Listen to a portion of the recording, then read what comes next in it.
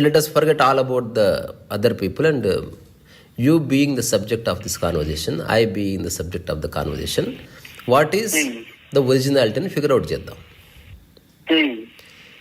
ఇప్పుడు నువ్వు ఏదన్నా ఒక వర్క్ చేయాలనుకున్నావు అనుకో, దానికి నీ పాస్ట్ మెమరీ ఆధారం అయ్యే వర్క్ ఒకటి ఉంటుంది.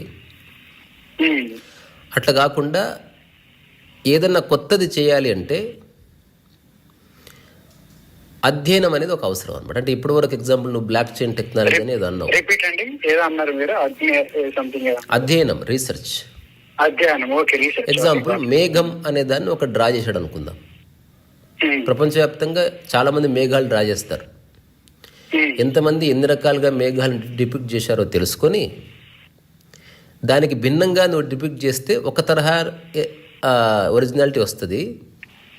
But that originality originated out of comparison. అందులో మళ్ళీ నీ సెలబ్రేషన్ ఏముండదు. You try to bring something new to the existence based on comparison and analytics.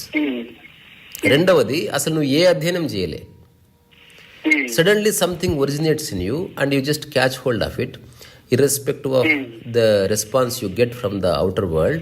You kept on doing it with pure devotion. Suddenly the world starts recognizing you. That is also original, and the world doesn't recognize you, and that is also original. Because originality doesn't need the support of masses. అంటే ఎక్కువ మంది చేత గుర్తింపబడ్డదే great అన్న ధారణ చాలా మందికి ఉంటుంది. అంతెందుకు, విన్సెంట్ వ్యాంగో అనే ఎగ్జాంపుల్ మాటికి చెప్తున్నాను, ఎందుకంటే చాలా మందికి తెలుసు కాబట్టి. ఎగ్జాంపుల్, ఒక వ్యక్తికి అసలు పెయింటింగ్ అంటే తెలియదు అనుకో, అతనికి విన్సెంట్ వ్యాంగో పెయింటింగ్ చూపిస్తే పిచ్చి గీతలా అనిపించచ్చు. కానీ అతనికి తర్వాతి కాలంలో తెలిసింది ఆ పెయింటింగ్ స్టారీ నైట్స్ లేదా పొటాటో ఈటర్స్ లేకపోతే సన్ఫ్లవర్ లాంటి ఒక మాస్టర్ పీసెస్ ప్రపంచవ్యాప్తంగా ఆదరణ పొంది నేను తెలిసినప్పుడు he changes his perception and he relooks at the same composition and he ponders maybe once again that నేను miss అయ్యానప్పుడు now I feel the same, because his conclusion is based on past reviews. అట్లా. So original mind అంటే గతంతో సంబంధం లేకుండా నీ యొక్క శక్తిని, నీ మేధస్సుని, నీకున్న సరౌండింగ్స్ని ఆధారం చేసుకుని అక్కడి నుంచి పుట్టాలి. Then it will have the original quality. I don't know whether that will catches the attention of the world అనేది మన చేతిలో లేదు. అయితే దీనికి రెండో ఆస్పెక్ట్ ఇంతకుముందు చెప్పినట్టుగా కొందరు ఏం చేస్తారు, వాళ్ళు ప్రపంచాన్ని కూడా దృష్టిలో పెట్టుకొని ప్రపంచంలో ఇంతవరకు ఎవరు చేయనట్టుగా చేసి సక్సెస్ అవుతారు, కానీ they won't feel happy because that is not the original work which is born out of their being. It is just born out of comparison and thorough research అంతవరకే.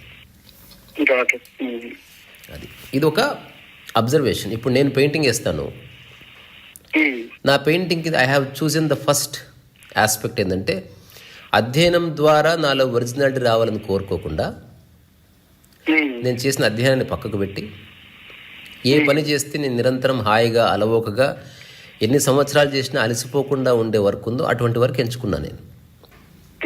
ఇప్పుడు నేను చేసే థంబ్నెయిల్స్ ఎగ్జాంపుల్, యూట్యూబ్లో అట్లాంటి thumbnails ఎక్కడ ఉండవు. Every thumbnail is original because I'm not following any thumbnail philosophy.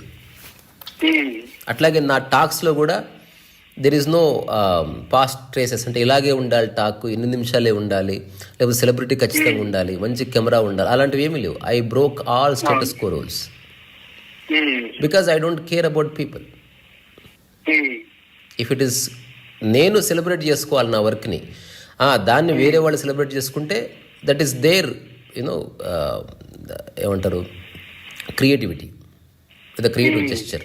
కానీ నేను దానికోసం ఎలాంటి వెంపర్లాడటం లేదు. ఈ చిన్న విషయాన్ని అర్థం చేసుకుంటే ఒరిజినాలిటీ అనేది పుడుతుంది అనమాట. ఇంకా తేలికైన ఎగ్జాంపుల్ అందరికీ అర్థం కావడం కోసం ఇట్లా చెప్పొచ్చు. ఒక అమ్మాయి ప్రెగ్నెంట్ అయింది, ఆ వచ్చే పిల్లవాడు బయటికి he comes as a original product. He may not look great. His voice may not be good. His nose may not be good according to the society. But he is original. కానీ ప్రపంచం దృష్టిలో comparison ఉంటుంది కాబట్టి ఎన్టీఆర్ ముక్కు అందరి ముక్కుల కంటే great అని కంక్లూషన్కి వచ్చారంతే. అట్లా కాకుండా ప్రతి ముక్కు ఒరిజినల్గా ఉంది, దేని అందం దానికి ఉంది, దేని యూనిక్నెస్ దానికి ఉంది. అది ఇర్రిప్లేసబుల్ అండ్ రిప్రొడ్యూస్ చేయడానికి వీలు లేని ఒక తరహా వర్క్ అనమాట ఒరిజినల్ అంటే. అది అందరిలోనూ ఉంది. సమస్య ఎంత ఎక్కడ వస్తుంది? మనం ప్రపంచంలో పడి వేరే వాళ్ళ చేత గుర్తింపబడాలని ట్రై చేసి we lose the touch with our own reality. అందుకని ఒరిజినాలిటీ రావడం కష్టమవుతుంది. ఇంకా ఇప్పుడు చాలా మందిని అడుగు ఈ ప్రశ్న, నీకు నచ్చిన లతా మంగేష్కర్ పాట ఏదని. అందరు ఏదో ఒకటి చెప్తారు కదా. If you ask the same question to Lata Mangeshkar, ఆమె చెప్పలేకపోవచ్చు. ఎందుకు? ఆమె పాడిన పాటల్లో మనం ఒక పాట ఎంచుకోవడం ఒకటి, ఆమె పాడుతుంది. She being the original source of that song, ఆమెలో ఏ డిస్క్రిమినేషన్ లేదనమాట. ఆమె కనుక మరీ ఫోర్స్ చేస్తే నాక ఏదో స్టూపిడెస్ట్ సాంగ్ చెప్పొచ్చు. ఎందుకంటే ఆమె పాయింట్ ఆఫ్ వ్యూలో అది చాలా చాలా సఫర్ అయిందో, లేకపోతే ఎక్కువ హార్డ్ వర్క్ చేయవలసి వచ్చిందో, అది మనకు నచ్చకపోవచ్చు. సో ఈ చిన్న చిన్న విషయాలు అర్థం చేసుకుంటే, అయితే ఎక్కడెక్కడి నుంచి అయితే ఒరిజినాలిటీ బయటకు వచ్చిందో దానికి ఫండమెంటల్ ప్రిమైస్ ఏమిటంటే, ఏ మైండ్ నుంచి ఒరిజినాలిటీ వస్తుందో ఆ మైండ్ మొట్టమొదట సమాజం నుంచి, ప్రపంచం నుంచి బయటపడి తీరాల్సిందే. Either after thorough research or without doing any research. You should not carry any, ఈ రెండు మార్గాలే. You should not carry any traces of the world whatsoever. Then there is vacuum because you are not depending upon the past, you are not depending upon your research. So mind ఇంపార్టెంట్గా మారిపోతుంది సడన్గా, దానికి ఏం అర్థం కాదు. అయినప్పటికీ నువ్వు ఆ ఎంటీ మైండ్తో అలాగే ఉండి నీ బాడీ మైండ్ కాంప్లెక్స్, నీ నేచర్ ఆఫ్ వర్క్, నీ సరౌండింగ్స్, నీ ఒక ఆర్థిక పరిస్థితి, వీటన్నిటినీ పట్ల ఎరుకతో ఉన్నప్పుడు సడన్గా సంథింగ్ ఒరిజినేట్స్ అనమాట. అందుకే అరిస్టాటిల్ యురేకా అన్నాడు, దొరికింది.